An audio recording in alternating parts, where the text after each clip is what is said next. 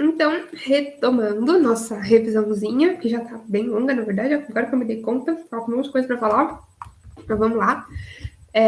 Projeções cartográficas, então, elas têm essa questão. Elas deformam, dependendo do tipo de projeção que a gente usa, elas vão deformar algumas informações, salvar algumas informações em detrimento de outras. A gente tem esses 4 tipos de projeção. As semelhantes vão ser fiéis às formas, mas distorcer as áreas. As equivalentes vão ser fiéis às áreas, mas distorcer as formas e as distâncias. Até que os distantes vão ser fiéis às distâncias. E a afilática vai distorcer um pouquinho de tudo, meio que para tentar ficar bem com todo mundo, até que vocês vão brincar, tipo a libriana das projeções, e vão tentar ficar de bem com todo mundo. E aí o que eu queria mostrar para vocês era isso aqui. Como eu disse para vocês, os mapas, a maioria dos mapas que a gente vê, né, eles são feitos na projeção cilíndrica de Mercator, né? Cadê ela? Peraí. Aqui. Projeção cilíndrica de Mercator. Mercator foi um cara, um europeu, lá no século, sei lá quando, 1500 e pouco, que bolou essa projeção aí. E ela é uma projeção criticada por ser eurocêntrica. Ela coloca a Europa no centro do mundo e acima de tudo. Eu nem perguntei, tudo bem, né? Da gente retomar. Vocês queriam falar alguma coisa? Não? Tá tudo bem? Eu só comecei a falar, eu não desembestei, às vezes eu faço isso. Desembesto a falar. Qualquer coisa vocês me chamem, beleza? Então vamos lá. E aí o que eu ia mostrar para vocês é justamente como que a projeção de Mercator realmente distorce o tamanho dos países e faz a gente ter uma percepção totalmente diferente só de olhar para o mapa, né? Os mapas, eles têm esse poder de fazer a gente... É como qualquer texto, né? Dependendo da forma como o texto está escrito, a gente vai tender a acreditar no autor, né? No que o autor está querendo dizer. E com os mapas é a mesma coisa, né? Dependendo da forma como o mapa está mostrando as coisas, a gente tende a acreditar numa informação ou criar alguns conceitos dentro da nossa cabeça. A gente imagina, por exemplo, que a Rússia é esse país gigantesco e totalmente poderoso, porque olha o tamanho da Rússia no mapa, né? A Rússia é esse roxo aqui. Olha o tamanho da Rússia no mapa. Mas a Rússia ela é grande no mapa desse jeito porque ela está lá no extremo norte do planeta. Se eu pegar a Rússia e trazer ela aqui para perto da linha do Equador, ela não é tão maior que o Brasil assim, certo? Se eu colocar ela aqui na mesma latitude do Brasil. Então, a projeção de Mercator, ela tem esse defeito, ela distorce, ela deixa muito maior o que está mais ao norte ou o que está mais ao sul, né?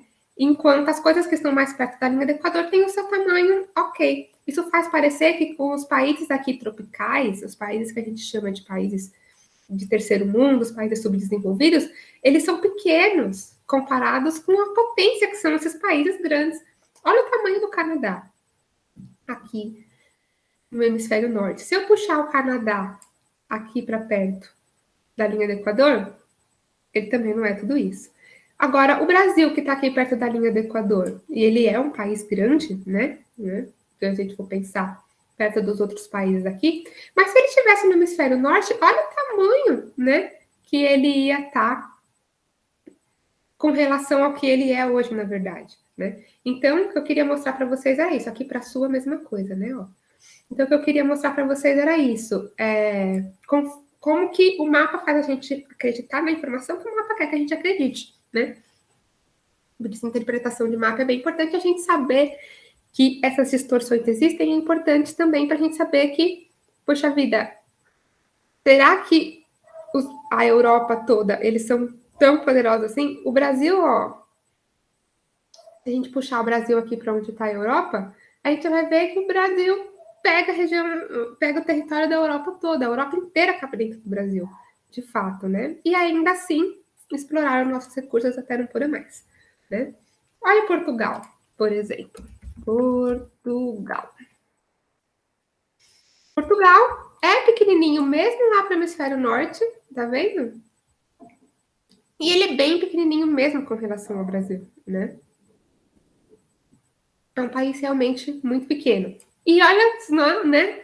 o tamanho do território que conquistou. E vocês vão ter aula de história do Brasil daqui a pouco. Perguntem pro Lucas, né? Se for o caso, se vocês quiserem saber mais sobre isso. Mas o que eu queria mostrar era isso, como que os mapas distorcem mesmo, beleza? Bom, e aí os principais tipos de projeção, eu acho importante a gente relembrar a projeção de Mercator, de lá 1569, foi criado para navegação, por isso ele é fiel às formas e aos ângulos, né, das costas dos continentes, da costa marítima, né? E ela é uma projeção chamada de eurocêntrica, coloca a Europa no centro e acima, beleza?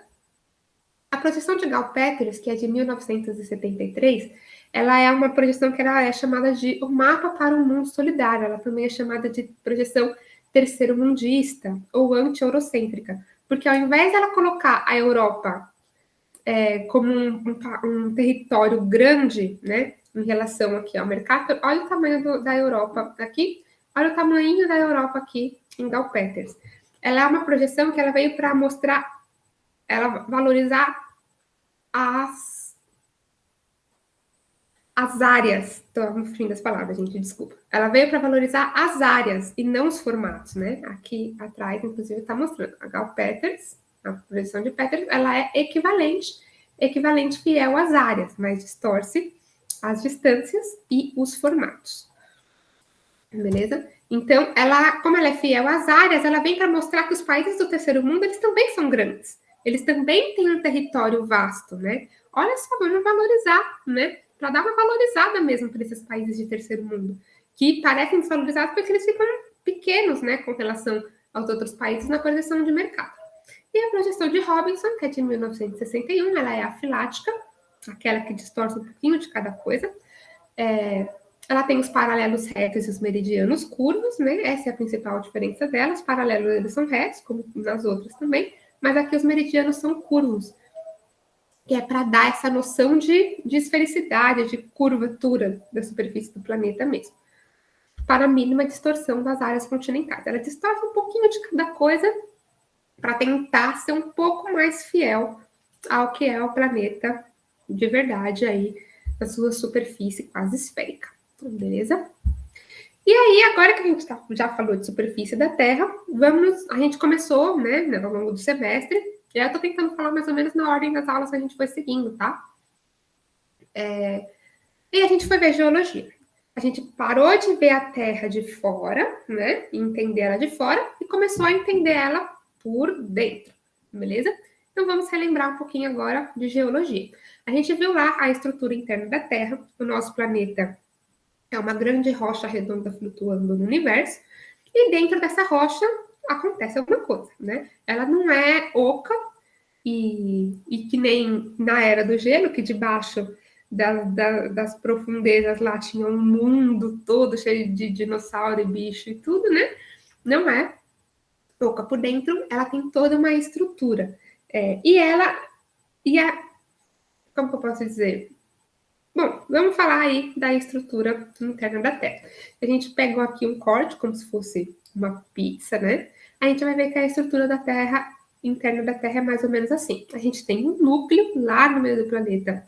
O núcleo, que é um núcleo de ferro fundido, né? Principalmente. Uma estrutura mais ou menos rígida. E o núcleo se divide em duas partes, o núcleo interno e o núcleo externo. Essa parte que a gente chama de endosfera. Endo tem a ver com tudo que está dentro, interno, tá? Então, a parte mais interna, mais profunda do planeta, a endosfera. O núcleo, que a gente divide aí em núcleo interno e núcleo externo. Vejam as temperaturas, né? Aliás, aqui não é temperatura, desculpa. A temperatura estava na outra imagem. Aqui são as profundidades. Mas é importante a gente lembrar que quanto mais para o meio do nosso planeta, mais quente é. O núcleo é de ferro fundido e é extremamente quente, beleza? E aí, esse calor vai todo se dissipando e vai ficando cada vez mais frio até chegar na crosta, que é a superfície ali do nosso planeta. Então, a gente tem o núcleo, depois do núcleo a gente vai ter o manto vai ser uma camada mais maleável, assim, mais plástica, uma coisa mais molenga, que é aquilo justamente que sai dos vulcões, né? O manto, ele é formado por magma. E o magma é essa coisa meio líquida, meio gosmenta, que sai pelos vulcões e quando sai a gente chama de lava, né? E escorre aí por cima da superfície. Então, o manto.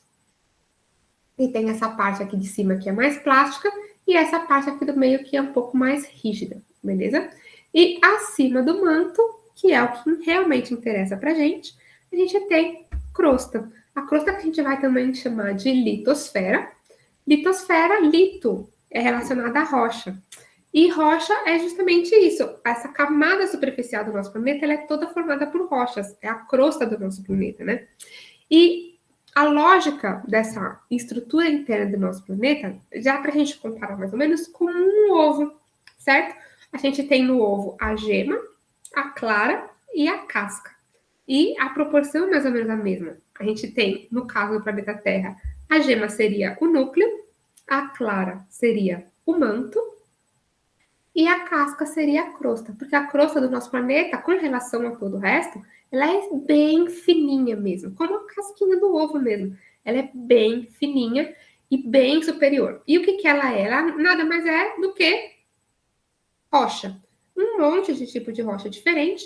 E o que, que é rocha, na verdade? Rocha, na verdade, nada mais é do que o magma de dentro do planeta solidificado.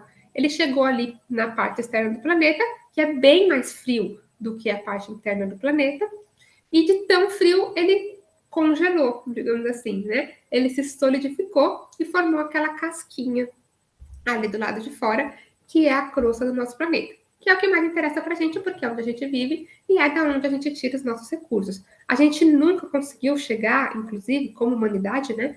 A gente nunca conseguiu cavar a crosta, por mais que ela seja uma camada super fininha, a gente nunca conseguiu cavar até chegar na camada de manto, né? A gente sabe que a estrutura interna do planeta é assim por causa de ondas sísmicas, experiências com lançamento de ondas e o comportamento das ondas, né? E vocês já viram isso em física, com certeza, que as ondas elas se comportam de forma diferente conforme o tipo de superfície que elas estão atravessando. E aí lançaram ondas para dentro do planeta para ver que existe uma estrutura em que as ondas se comportam diferente conforme vão atravessando o planeta. E assim chegou-se à conclusão de que a estrutura interna do planeta é assim, beleza? Mas o que realmente importa para a gente aí vai ser a crosta. Outra coisa bastante importante sobre a estrutura interna do planeta é justamente esses movimentos convectivos que acontecem aqui dentro.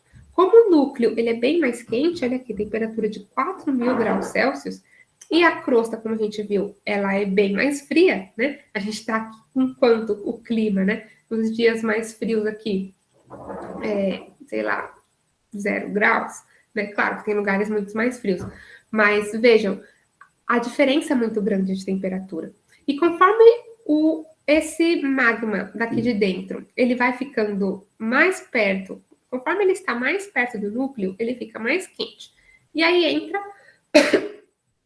outra lógica da física, que essas substâncias que são quentes, elas ficam menos densas, ou seja, elas ficam mais leves, e estando mais leves, elas sobem. Quando ela sobe, e a setinha mostra aqui ela subindo, ela chega aqui em cima e vai se resfriando, porque vai chegando perto dessas áreas mais frias ali do planeta, né? Ela se resfria, quando fica mais fria, ela fica mais densa, mais pesada e desce de volta, né? Por isso a setinha aqui descendo. E ela fica fazendo esse movimento eternamente, né? Fica que vem, esquenta, sobe, chega ali em cima, esfria, desce.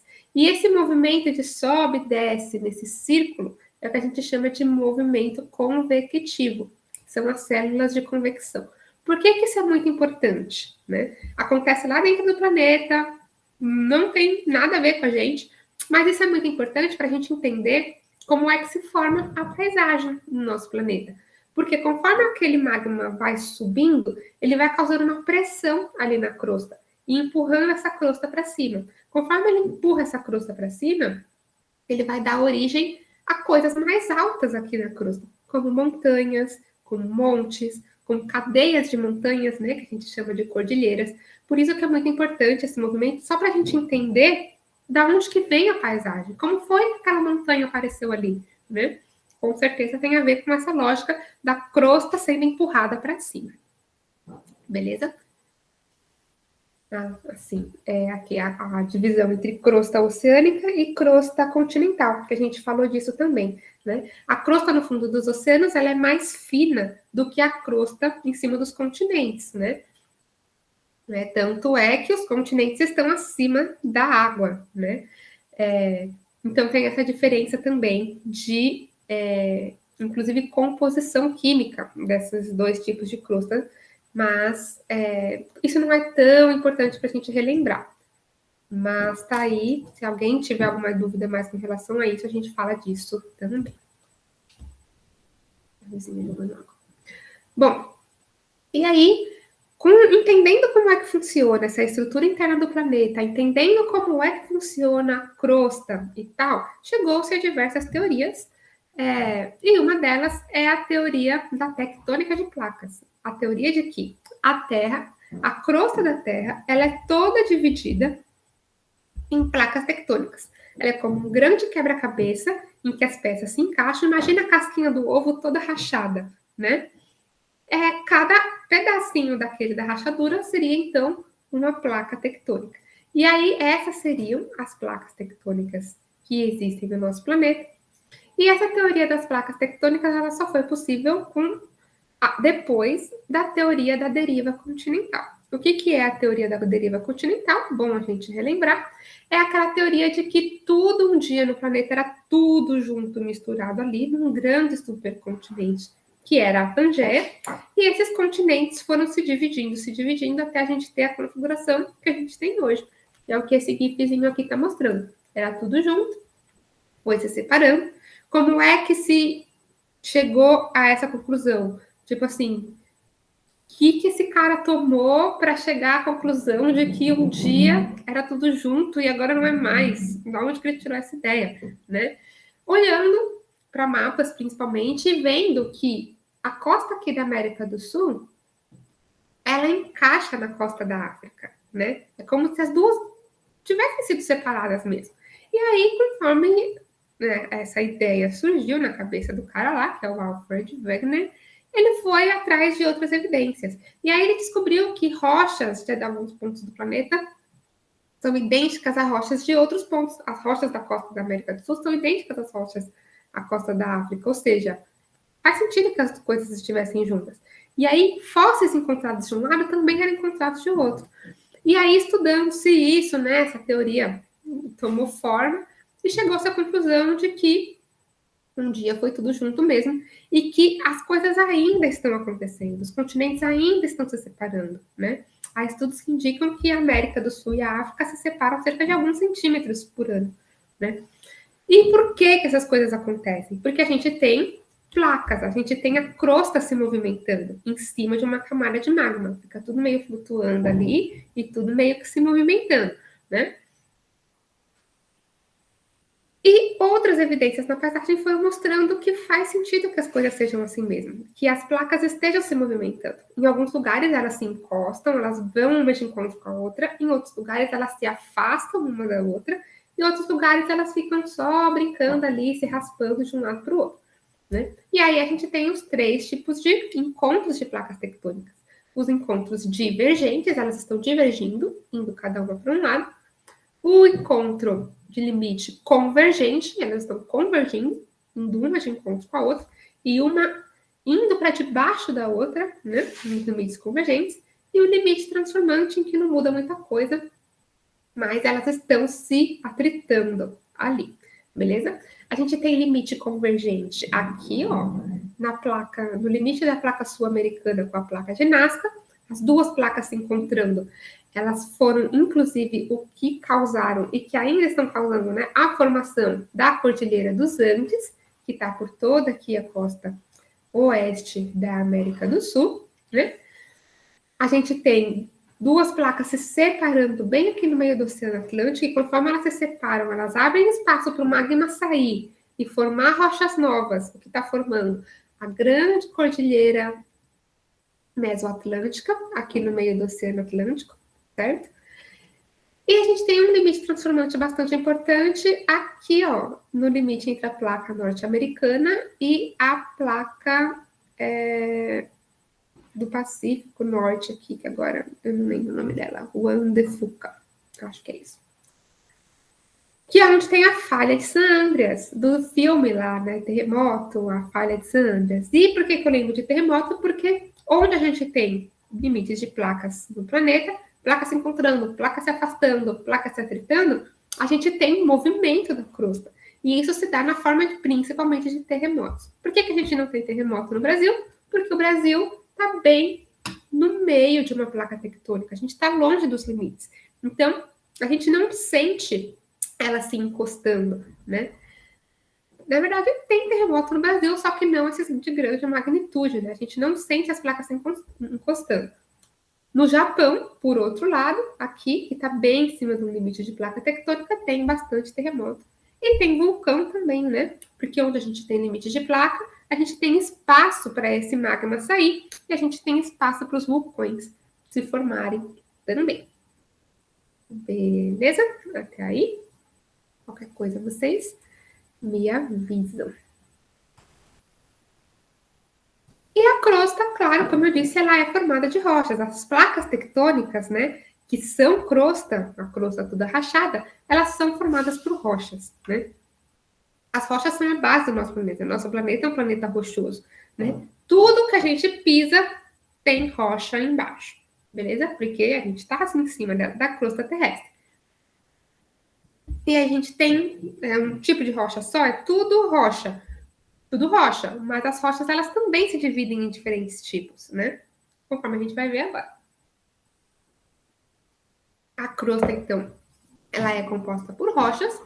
As rochas do planeta se dividem em 3 tipos, que são as rochas ígneas, sedimentares e metamórficas. As rochas ígneas, eu costumo falar que elas são as primeiras rochas. Elas têm esse nome ígneo. E ígneo é uma palavra que remete a fogo, né? É justamente porque elas são o próprio magma lá do manto, da estrutura interna do planeta, que se solidificou. Ele resfriou a ponto de se solidificar e virar uma rocha. Que a gente vai chamar de rocha ígnea. Ela é basicamente isso. O magma que se solidificou deu origem a uma rocha. Que tipo de rocha é essa? Uma rocha ígnea. A ígnea a gente ainda divide em 2 tipos, não sei se vocês se lembram, mas tem aquelas que se solidificam lá dentro da crosta, lá no fundo, e aquelas que se solidificam fora, ou seja, ela saiu por um vulcão, entrou em contato aqui com a atmosfera e se solidificou muito rápido. Então, existem ainda esses 2 tipos. O outro tipo é a rocha metamórfica, vou pular aqui para metamórfica, porque as rochas metamórficas elas são formadas sob altas temperaturas e pressões na profundeza da crosta. Isso, Lucas, muito mesmo, muito bem, é isso mesmo. As rochas intrusivas são essas que se formam lá dentro, né? Internas, intrusivas. E as extrusivas que se formam no externo, fora da crosta. Isso mesmo, os 2 tipos de rochas ígneas, intrusivas e extrusivas. Beleza. E aí depois a gente tem isso aí, as rochas metamórficas. Elas tem esse nome metamórficas porque elas sofreram metamorfose. Elas eram uma outra rocha lá, em geral uma rocha ígnea, que sofreu uma metamorfose. Ela passou por tanta pressão ou por um calor tão grande que ela não é mais ela mesma. Ela se tornou outra coisa. Ela se metamorfoseou. Agora ela é uma rocha metamórfica. Sabe? Que nem a gente. A gente passa por tanto problema na vida que agora a gente não é mais o mesmo. A gente é uma nova pessoa. É isso que acontece com as rochas. Elas passaram por tanta pressão e por tanto calor lá dentro da crosta que elas se transformaram, viraram uma rocha metamórfica, que passou por uma metamorfose. Beleza? Então, sob altas temperaturas e pressões nas profundezas da crosta, ou lá no manto superior. O processo formador dela é a recristalização dos minerais, né? Outra coisa importante, as rochas elas são formadas por minerais. Elas são formadas por grãozinhos, e esses grãozinhos são minerais. As rochas ígneas, elas não se solidificam de uma vez, elas vão se solidificando aos poucos. Um pedacinho que junta com o outro, que junta com o outro e tal, e cada pedacinho desse vai ser um diferente mineral. As rochas metamórficas, esses minerais mudam de lugar. né? Eles se reorganizam. Até costumo brincar que eles estão passando por tanto problema, tipo assim, o mundo vai acabar. O que eu quero fazer quando o mundo está acabando? Eu quero me juntar com a minha família. Então, os minerais vão procurar os outros que são iguais a eles, ao invés de ficar lá à toa na balada, eles vão para suas famílias, então eles se reorganizam. Por isso que, olha, na rocha ígnea, eles têm essa carinha aqui, um monte de pintinha, tudo separado. E na rocha metamórfica, ela tem essa outra carinha aqui, um monte de mineral escuro junto, um monte de mineral claro, depois mais um monte de escuro de novo. Eles se juntaram, né? E foram se juntando aí em famílias. Eles são grupos maiores, né? Digamos assim. Beleza? E as rochas sedimentares, que elas são formadas pelos sedimentos dos outros dois tipos de rocha.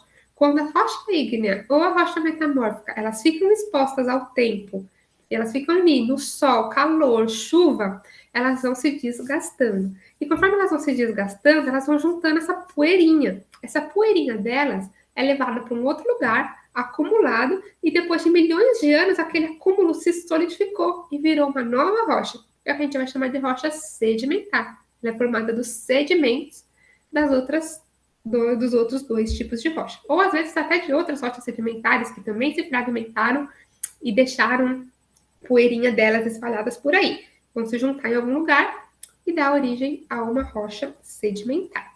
Beleza? As rochas, elas têm esse ciclo, elas se transformam uma na outra. As ígneas podem se transformar em metamórficas, como eu falei para vocês. As metamórficas e as ígneas podem se transformar em sedimentares.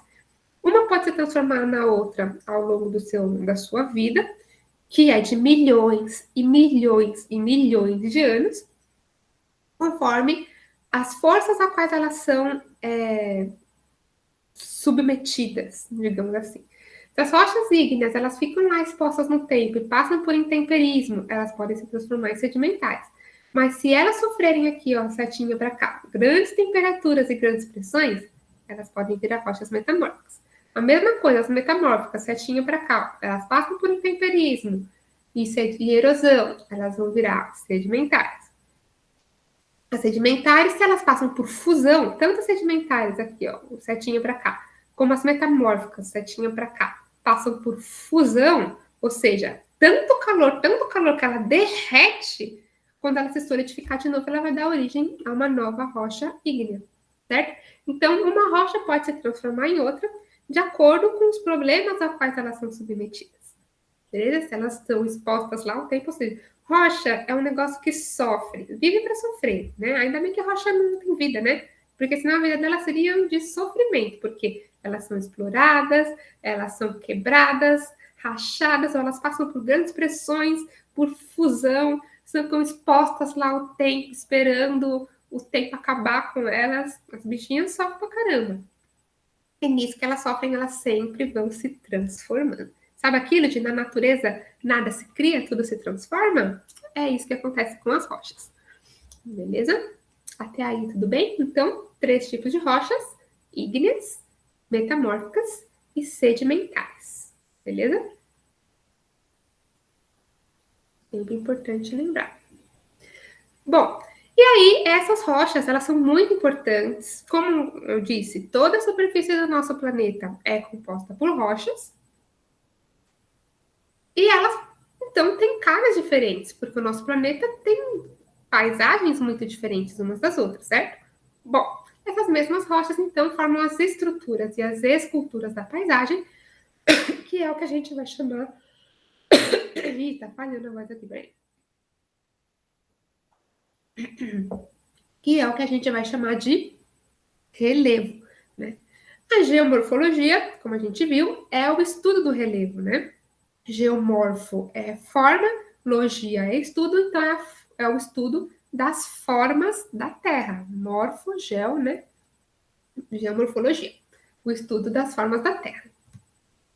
E aí, fiz essa tabela para resumir tudo que a gente viu lá em geomorfologia. A gente tem as paisagens e a forma do planeta, né? O formato das paisagens e tudo, eles são formados por diferentes forças, como a gente viu. As forças endógenas e as forças exógenas. Como eu disse, endo é tudo que tem a ver com o que está dentro e exo tem a ver com tudo que está fora. Então, as forças endógenas, elas são relacionadas às forças internas do planeta. Aquele movimento convectivo que a gente viu, né? O magma tentando sair, as placas tectônicas se movimentando, tudo que a energia vem de dentro do planeta, a energia para aquilo acontecer veio de dentro, a gente vai chamar de força endógena, elas estão relacionadas à geologia. E tudo que a energia para aquela força acontecer veio de fora, sol, calor, chuva, etc., é o que a gente vai chamar de forças exógenas, né? Vieram de fora. Elas têm a ver, então, com o clima, são externas. A crosta, tá bom? Externa à crosta do planeta. Bom, as forças endógenas, a gente tem aí, então, todas elas que estão relacionadas à tectônica, porque a crosta, ela tá ali sobre as placas tectônicas, né? E aí a gente tem todas essas forças endógenas aqui. Lembram delas? A orogênese, epirogênese, falhas e fraturas, vulcanismos e terremotos. A orogênese é aquela força em que duas forças vêm uma de um lado da outra, na horizontal, e elas se encontram e empurram a crosta para cima, né? Que nem uma folhinha de papel. Tem uma folhinha de papel aqui. Que vem uma força de cada lado e vai empurrar ela para cima. Isso é o que a gente vai chamar de orogênese. A epirogênese é aquela força em que a crosta inteira sobe de uma vez. É uma força na vertical. Enquanto que a orogênese ela vem uma força que vem da horizontal, a epirogênese é uma força que vem da vertical. Ela só ergue, beleza? Ergue ou desce, né? Ela pode descer também. Um alívio de pressão lá na crosta que fez com que tudo bufe, caísse. Claro que não cai de uma vez. Quando eu comecei a estudar isso, eu pensava, meu Deus, será que um dia eu vou estar andando assim e de repente, buf, caiu tudo de uma vez? Não é assim que acontece. São coisas que vão acontecendo bem lentamente ao longo de milhões, milhões e milhões de anos, que é a idade do nosso planeta, né? 6 bilhões de anos. Beleza? A gente tem as falhas e fraturas, né? A crosta, como eu disse, ela é toda rachada e às vezes ela tem falhas mesmo onde não tem os limites, a gente tem rachaduras, falhas e tal, que podem ocasionar mudanças no relevo ou que podem dar origem a vulcões e a terremotos também, que também são forças que vão causar alguma modificação ali na estrutura da nossa crosta. Beleza? Bom, e aí a gente tem as forças exógenas, que são externas. A gente vai ter o intemperismo, que é a coisa ficar largada lá no tempo.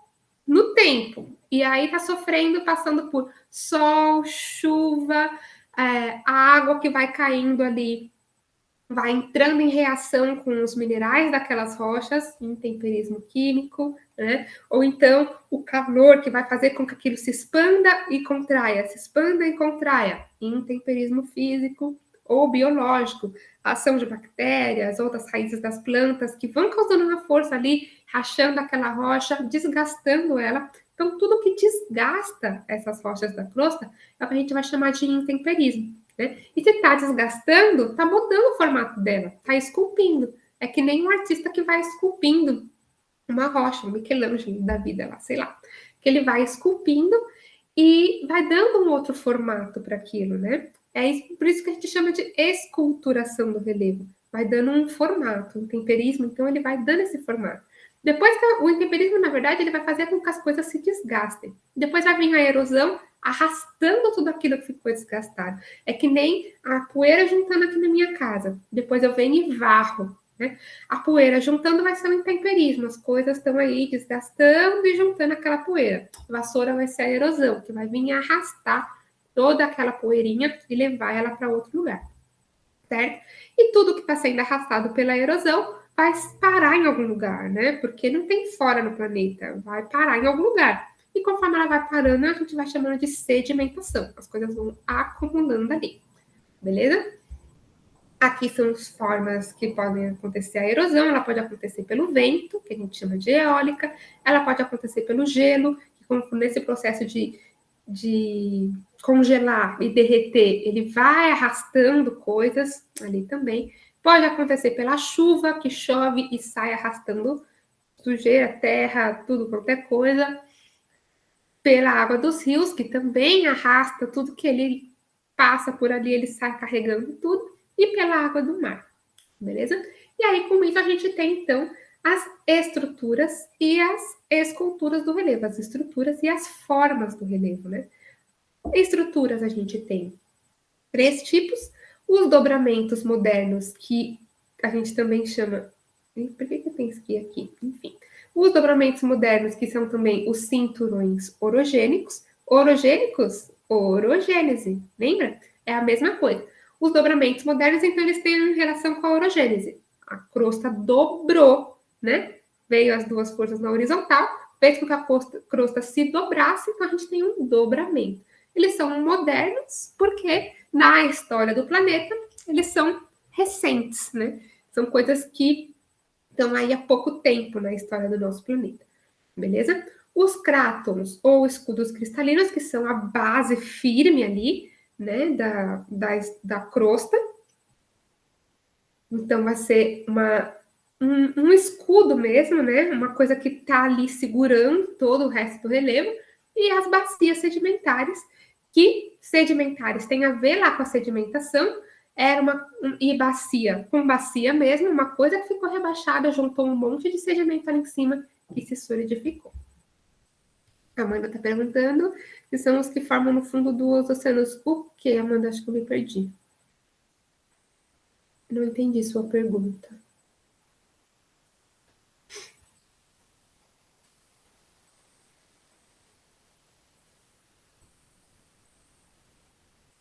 Ah, sim. Não, os escudos cristalinos, sim, a gente encontra eles nos fundos dos oceanos. Os dobramentos modernos, eles são, na verdade, eles se referem às montanhas mais altas do nosso planeta. A crosta dobrou, ergueu, e aí a gente tem coisas altas, montanhas mesmo.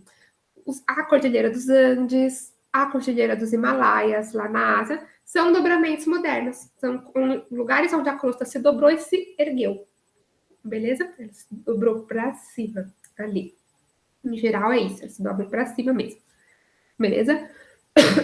E aqui, né, essa imagenzinha é justamente para mostrar, olha lá.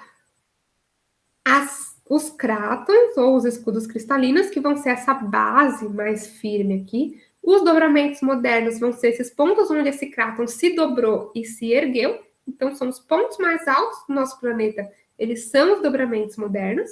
E as bacias sedimentares, que são lugares onde esse cráton tinha um buraco ali, uma parte mais rebaixada, que foi rebaixada também pelo tempo, pela água passando e levando coisa, e depois foi acumulando um monte de sedimento ali, e ficou uma camadinha ali em cima de rochas sedimentares. Essas são as bacias sedimentares, beleza? E as formas do relevo, que a gente tem essas aqui, essas são as principais formas do relevo. A gente pode dividir o relevo nessas formas, né? Planaltos, planícies, depressões e essas outras elevações, que podem ser as montanhas, os morros, as serras, as colinas, todas essas coisas que são mais altas do que o seu entorno ali, né? Mas que não são planas em cima, como é o caso dos planaltos. Os planaltos, então, eles são altos, mais altos que o seu entorno e tem uma superfície plana. As planícies também são planas, mas elas são baixas e elas são áreas onde tem água, rio ou mar. E as depressões são essas áreas que são mais rebaixadas que o seu entorno, né? E aqui todas as formas de relevo que de alguma forma se encaixam nisso. Olha aqui, esse aqui que a gente está chamando de mesa. A mesa ela é um planalto. A gente chama de mesa porque ela tem esse formato que parece uma mesa. Mas vejam como ela tem um topo plano e ela é mais alta que o seu entorno. Então ela é um planalto. Olha um planalto aqui, não tem muita diferença, né? As montanhas, né? A costa aqui, que na verdade é uma planície costeira. E a gente tem áreas planas também do lado dos rios, também vamos chamar de planícies. Diferença principal entre planície e planalto. O planalto é um lugar onde o intemperismo e a erosão estão tirando coisas. E o planície vai ser um lugar onde o intemperismo e a erosão está acumulando coisas. Né? Tudo que saiu do planalto vai ter que parar em algum lugar. Em geral, eles vão parar nas planícies. Por isso que os dois são planos. Está saindo de um e chegando no outro. Beleza? E as elevações, que são os morros, né? Os morrotes, as montanhas mesmo, né? Que a gente não chama elas necessariamente de planaltos, porque elas não têm essa superfície mais plana. A gente pode chamar aí de elevações, beleza? Né? Aqui, um memezinho, né, para vocês entenderem um pouco melhor, tá vendo isso? Sim, até onde o sol toca é bacia sedimentar, ou seja, as bacias sedimentares, os escudos cristalinos, eles são coisas que são amplas na paisagem. A gente olha, a gente não vê o fim, né? Então, não são coisas pontuais, diferente das formas do relevo, que a gente olha de longe e a gente consegue enxergar onde ela começa, onde ela termina, né? Algumas são muito maiores, a gente só consegue ver de muito longe. Outras a gente consegue ver aqui no meu bairro, eu consigo ver que tem uma descida aqui de um lado, do outro lado lá tem uma outra descida e no meio tem um rio. Então, a gente tem um vale, né? E a planície do rio lá embaixo. Então, eu consigo ver coisas assim, dependendo da escala que eu tô vendo, eu consigo ver a forma do relevo. Agora, as estruturas não. As estruturas, elas fogem do nosso campo de visão. Elas são extremamente amplas. Por isso que só existem 3 tipos, né?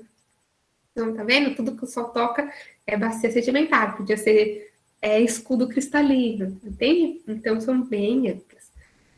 E aqui, é só para a gente relembrar um pouco o tempo geológico, que a gente tem aquela escala de tempo geológico, né? Desde o mais antigo até o período mais recente, e as rochas, elas servem para a gente calcular esse tempo geológico, né? Aqui é uma estrutura sedimentar, foram sedimentos, foram camadinhas de sedimentos que foram se juntando ali, ó, ao longo do tempo. Se juntou uma camadinha, passou mais um tempo, juntou outra, e olha como ela toda listradinha, né? Cheia de camadas. Cada camada dessa vai representar uma idade, né? E aqui, no caso, né, essa imagem, eu não sei se essas idades elas estão realmente representadas assim, mas é para dar uma ideia de tempo geológico mesmo. Quanto mais profundo, mais antigo vai ser. E essas camadas sedimentares que juntaram em cima, sedimentos vão juntando, poeira vai juntando em cima mesmo, né? Então são coisas mais recentes. Beleza? Então, as estruturas do relevo são muito amplas na paisagem, já as esculturas podem ser tanto bem amplas quanto muito locais. A gente identifica elas de acordo com a escala de observação. E aí, agora a gente vai falar de escala. O que é a escala de observação? A escala é justamente a distância que a gente está vendo aquilo, a proporção que a gente está dando para aquilo com relação ao seu entorno. Vamos lá. Ah, mas aí tem isso aqui só para fechar, né? Geomorfologia, então a gente tem as estruturas, as esculturas, olha aqui outras formas de esculturas, né? Planalto, a planície, olha lá a planície perto da água, a escarpa, que vai ser esse barranco, digamos assim, né? Que divide bruscamente uma parte mais alta de uma parte que é bem baixa.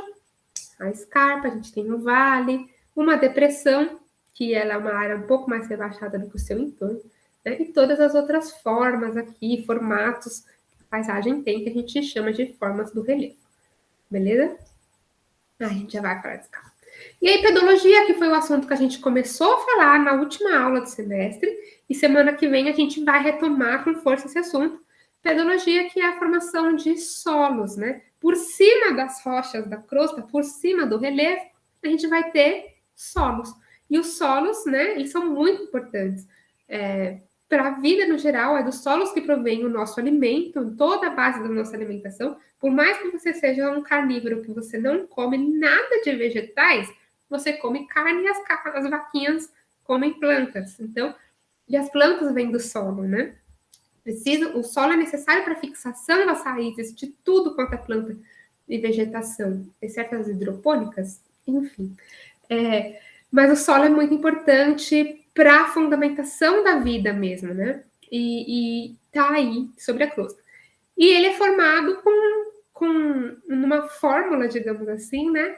Em que a gente considera as rochas que estão ali embaixo dele, né? Que vão dar esse material de origem, e elas são o material de origem, né? São a mãe desse solo. E aí, que posição do relevo que aquilo tá? Aquele solo ele vai se formar num lugar mais íngreme ou ele vai se formar num lugar mais plano? Isso vai dar uma característica dele ser mais profundo ou dele ser mais raso, certo? o tempo que aquilo ali está sendo formado, o clima. Se é um lugar que chove muito, então, se tem que chove muito, vai ter mais água reagindo com a rocha, vai ter mais intemperismo químico, vai ter mais formação de sedimentos naquela rocha, ou se é um lugar mais seco, né? E se é um lugar que tem muitos organismos vivos ou não, se já tem vegetação ali, ou se é um lugar que a vegetação, o clima é tão difícil, tão árido, que tipo desértico e não tem vegetação. A presença da vegetação ali também vai fazer uma diferença na quantidade de matéria orgânica que vai ter naquele solo, se aquele solo vai ser mais fértil ou menos fértil, né? Então, o solo, eu digo que ele é a conclusão de tudo. Todas as características da paisagem vão dar uma determinada característica para aquele solo, aquela terra que se forma ali, né? E isso é muito importante para a gente saber se aquela terra é mais fértil ou menos fértil, se dá para a gente plantar ali para colher e comer, ou se é melhor a gente usar esse solo para outras coisas. Enfim, é a base da nossa vida e ele é formado justamente por todas essas coisas da geografia física se juntando. Rochas, clima, localização com relação a relevo, se está mais alto, se está mais baixo, enfim. Bem importante também. Mas não vou me alongar aqui nessa parte, porque semana que vem a gente vai falar de pedologia e né, falar a fundo, eu acho que não vale a pena a gente ficar muito aqui nisso agora, beleza? Só dar um panorama geral mesmo.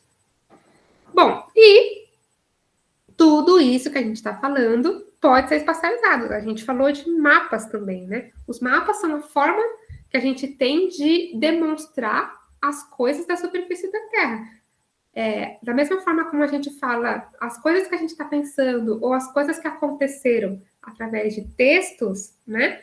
Como é que a gente fala das coisas que estão aí na superfície do planeta? A gente pode descrever elas, mas melhor do que descrever é a gente demonstrar. E a gente demonstra a partir de mapas, né? Então, tudo que acontece na superfície do planeta, relações físicas ou humanas, a gente pode demonstrar em mapas. Então, mapas são muito importantes. A gente viu lá a questão das projeções, né?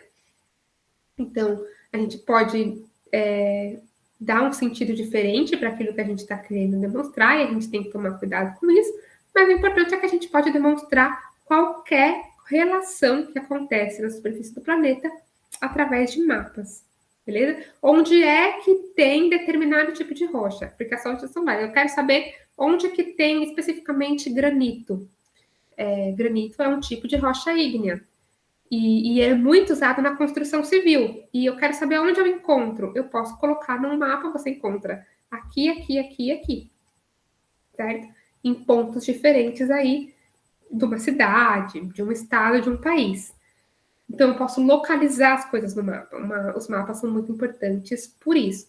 A partir de um mapa, eu também posso demonstrar se um lugar tem muito morro ou não. E esse aqui de baixo, pequenininho, é um mapa topográfico que ele vai demonstrar justamente se o lugar tem muita subida ou se tem muita descida, porque ele mostra aqui a altitude, ó. 0 metros aqui perto do mar. Se eu andar um pouquinho aqui para frente, eu vou estar já a 200 metros, ou seja, se eu andei daqui para cá, e aqui é 0, aqui é 200, eu estou subindo. Então, os mapas topográficos, eles servem para a gente identificar essas diferenças de altitude, essa diferença no relevo. Também são muito importantes para a construção. Eu quero fazer uma planta da casa que eu vou construir, só que essa casa fica numa pirambeira. Então, é importante eu saber que eu vou chegar lá e eu vou ter que ter uma técnica de construção específica para pirambeira e não para um lugar que é totalmente plano. Entende? Então, eles são muito importantes também nesse sentido. O que mais? Esse aqui é um exemplo de um mapa físico, né? Mapa físico que é um mapa mostrando essas características, principalmente do relevo, mas ele mostra principalmente a altitude, a altitude com relação ao nível do mar, se é um lugar que é montanhoso ou não, se é um lugar que é mais plano ou não. A gente consegue ver tudo isso no mapa físico, beleza? E o sensoriamento remoto, as imagens de satélite, são as formas que a gente tem hoje em dia de fazer mapas cada vez mais precisos, cada vez mais perfeitos. Eu mostrei para vocês o Google Earth aqui. o Google Earth, e ele é feito todo com base em imagens de satélite. Então, eu consigo ver qualquer lugar do planeta aqui por imagens de satélite, certo? E aí, eu tendo uma foto do planeta, com um satélite lá de fora do planeta, tirou uma foto aqui da América do Sul, eu sei qual que é o formato da América do Sul. Eu sei qual que é, mais ou menos, o formato da região metropolitana de São Paulo. Olha ela aqui, deixa eu desligar essa grade. Tá carregando. A região metropolitana de São Paulo. Eu sei, mais ou menos, o caminho que o Rio Pinheiros faz, ou o caminho que o Rio Tietê faz aqui, ó. Tá vendo? Então, as imagens de satélite, as imagens aéreas, elas são muito importantes para a gente fazer mapas, porque a gente consegue ver as coisas com muito mais precisão, né? Com muito mais realidade, digamos assim. Aqui, essa é... Bom, vamos por parte, né? Elas são a base da cartografia hoje. Aqui está representando é só um satélite, mesmo fora do planeta Terra. Aqui é como são feitas as imagens aéreas por aviões. Um avião vem, tira uma foto, e aí com essas fotos a gente junta e faz mapas. E aqui é o sistema de GPS, né? O GPS que é composto por 24 satélites, se não me engano, orbitando ali em torno do planeta e localizando as coordenadas geográficas, beleza? E mapeando tudo também. A gente tem um mapa na mão, todo mundo que tem um celular tem um mapa na mão, porque temos o Google Maps, para quem tem Android, né? Eu não sei como é que é no iPhone, mas esses mapas, eles são pensados assim, né? Olhando de fora para dentro e localizando as coisas ali, naquele mapa, beleza? Essa imagem aqui é só para mostrar como que é feita essa captação por satélite. A captação das imagens é uma questão toda física, né? A luz do sol que bate, reflete e é captada por esses sensores, da mesma forma como nas fotografias. Para quem curte fotografia, é a mesma lógica, beleza? Eu não vou me alongar muito nisso. E a questão da escala, que eu comecei a falar lá. Conforme a gente está observando uma coisa de uma distância maior ou de uma distância menor, a gente fala que a gente está mudando a escala. E sim, importante lembrar, mapas a gente está sempre vendo as coisas como se a gente estivesse vendo de cima, certo? De cima e de fora. E aí, se a gente está vendo de mais perto ou de mais longe, a gente fala que a gente está mudando a escala, né? E como é que a gente sabe qual distância que a gente está olhando para uma coisa que a gente nunca viu na vida, né? O formato do Brasil, beleza, a gente já está familiarizado com o formato aí do país, né? Mas isso é uma coisa que a gente nunca viu na vida. Como que a gente faz para saber qual que é o tamanho daquilo no mundo real? É a escala que vai dizer para a gente qual que é o tamanho daquilo no mundo real. A escala, ela é, então, assim, em geral, numérica, significa que eu estou reduzindo essa coisa um determinado número de vezes, né? Significa que eu estou reduzindo, aqui no caso é 250 milhões, 25 milhões, é isso, né? 25 milhões. Isso mesmo, 25 milhões. Quer dizer que eu estou reduzindo aquilo 25 milhões de vezes. Eu estou olhando para uma imagem 25 milhões de vezes menor do que aquele negócio aquele espaço no real, beleza? E a gente pode fazer cálculos para calcular a escala, não vamos entrar muito nisso. A gente já falou bastante de cálculo de escala, teve até plantão sobre isso, mas eu sei que existem ainda dúvidas, porque escala é um negócio que dá uma na cabeça mesmo. Então, inclusive, é importante eu falar que eu estou sempre à disposição de vocês, se vocês quiserem tirar dúvidas de escalas, beleza? Porque eu sei que é um negócio que volta e meia bate em mim mesmo, eu me atrapalho para fazer, para falar e para calcular a escala, então é completamente normal. Mas o que importa mesmo agora é a gente relembrar aqui o que é a escala, né? Que é justamente isso, é a gente saber qual que é a proporção real daquilo, né?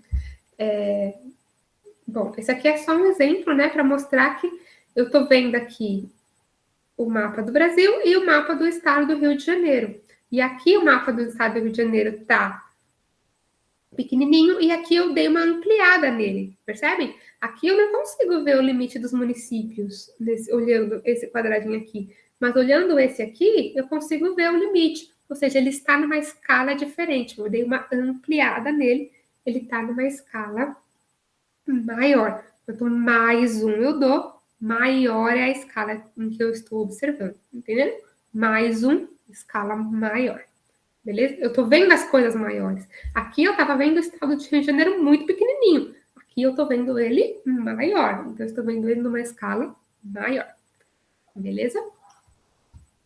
E aí, só para a gente ver mais um pouquinho de escala e já fechar, a escala, então, ela indica a proporção entre a medida de um lugar representado no mapa e a sua medida real no espaço físico. É a relação entre o tamanho representado no mapa e o tamanho real na superfície terrestre. Tá? Quando a gente sabe a escala, a gente sabe qual é o tamanho daquilo que a gente está vendo naquele mapa. Beleza? Em geral, em vestibular, a gente vê só mapa do Brasil e a gente sabe, não precisa saber, né, o tamanho dele no real, a gente tem uma noção de qual é o tamanho do Brasil, né? Mas às vezes caem questões da gente calcular qual que é a distância de um ponto a outro com base na escala do mapa, né? Já fizemos vários exercícios desse tipo. Se quiserem, a gente retoma isso um pouco, porque eu sei que é um assunto, como eu disse, meio cabeludo, né? Bom, então a escala do mapa a gente pode representar ela assim, e o que quer dizer é a mesma coisa como estava aqui, 1 para 25 milhões, 1 para 50. Aqui indica que o 1 e o 50, eles são uma relação de proporção. Se eu medir o mapa em centímetros, para cada 1 centímetro que eu medir no mapa, no mundo real vão ser 50 centímetros. Aqui no caso, para cada 1 centímetro que eu medir nesse mapa aqui, no mundo real vão ser 25 milhões de centímetros. Sempre a mesma unidade. E se eu quiser saber quanto isso dá em quilômetros, eu tenho que converter de centímetros para quilômetros. Então, é uma relação totalmente matemática mesmo. Beleza? Só para a gente relembrar, então, que isso é importante, não vamos fazer exercício nem nada, como eu disse, é só uma revisão, tá? E a escala também pode estar dessa forma, e é só importante saber, que significa que a cada quadradinho desse que eu tô andando 50 metros. Aqui no caso, ela está indicando que é metros. Então, se eu medir a minha régua aqui, né? Se eu pegar a minha régua e medir aqui 2 centímetros, para cada 2 centímetros vão ser 50 metros. Mas isso é só quando ela está desenhadinha assim, tá bom? No geral, ela vai estar assim. Para cada 1 centímetro, 50 centímetros. Se aqui tivesse 50 milhões, para cada 1 centímetro, 50 milhões de centímetros. Sempre a mesma unidade, beleza? Acabou. Então, eu espero que tenha dado para a gente relembrar tudo que a gente viu. E assim, claro, é batidão, é rápido, né? Não dá para a gente ver com profundidade todas as coisas, mas o que eu espero com isso? Eu espero que vocês tenham realmente relembrado e percebido no que vocês ainda têm dúvidas, entende? Tem coisas que ainda não estão claras. Eu tenho certeza que teve um monte de coisa que eu falei que vocês ficaram assim, de novo isso, eu já sei, né? Pula, passa, vamos pro próximo. Mas eu também tenho certeza que pode ser que uma ou outra coisa você tenha ficado assim, puxa vida, eu não lembrava disso. E é essas partes que são importantes a gente pegar, retomar e tal. Esse é o sentido da revisão, né? É a gente entender o que a gente ainda precisa pensar, o que a gente ainda precisa entender melhor. E espero que vocês tenham anotado. Se for o caso, voltem lá nos slides, nos materiais de aula, nos vídeos recomendados e tal, ou mandem suas dúvidas para mim. Hoje, eu não sei se os plantões já começam hoje, não tenho certeza. Mas a Sara vai dar plantões regularmente, a Sara plantonista de gel. Levem as dúvidas para os plantões também, tá? Eu estou à disposição. O Lucas, que é o professor de Geografia Geral, ele também está à disposição, se vocês se sentirem mais à vontade com ele, eu tenho certeza que ele vai atender. E a Sara, que é a plantonista, para vocês levarem as suas dúvidas. E acabou o nosso tempo. Isso, gente. Tem algo que vocês queiram trazer, falar, compartilhar, tirar dúvida? Vocês estão aí? Que bom que vocês gostaram, então. Imagina, eu adoro dar aula para vocês e eu espero que tenha ajudado a relembrar as coisas, a clarear. Semana que vem a gente vem então com pedologia e depois de pedologia a gente segue aí o nosso cronograma. Vou tentar colocar lá o cronograma certinho para vocês acompanharem, beleza? Então, gente, boas aulas, boa história do Brasil aí para vocês. Boa semana, bom retorno. E semana que vem a gente se vê no mesmo fuso horário. Ah, sim, Pamela, é. Mas você vai pegando as coisas. Eu espero que a revisão tenha ajudado, mas eu tenho certeza que vocês vão, o pessoal que está entrando agora vai ter acesso ao Classroom e pode consultar todo o material ou consultar a gente também, tranquilamente. Espero que vocês gostem do cursinho. Beijo, gente. Ah, Lucas, deixa eu ver. O que aconteceu no Golfo do México para ter aquele incêndio? Eu acho que foi um vazamento de petróleo, Lucas. Eu tô meio por fora. Eu vou dar uma pesquisada, porque eu realmente fiquei meio desnorteada das notícias, mas se não me engano, o que aconteceu no Golfo do México foi um vazamento de petróleo. E o petróleo é altamente inflamável, né? Por isso que pega fogo em cima da água. O petróleo é óleo, né? E o óleo não se mistura com a água, ele fica ali flutuando e ele é altamente inflamável. Então, por isso que fica pegando fogo em cima da água daquele jeito, né? Inclusive, um pessoal falando, nossa, mas por que eles estão jogando água para apagar esse incêndio? Tem alguma lógica nisso? É isso que eu preciso ver. Mas é basicamente isso. Certamente foi um vazamento de petróleo. Mas eu vejo direitinho e te falo. Eu te chamo lá e te falo. É confuso mesmo. É que eu realmente tô meio por fora. Mas eu vou ver e te falo, prometo. Beleza? Imagina. A gente se fala então, Lucas. Qualquer coisa mais você me chama. Beijo. Tchau, tchau.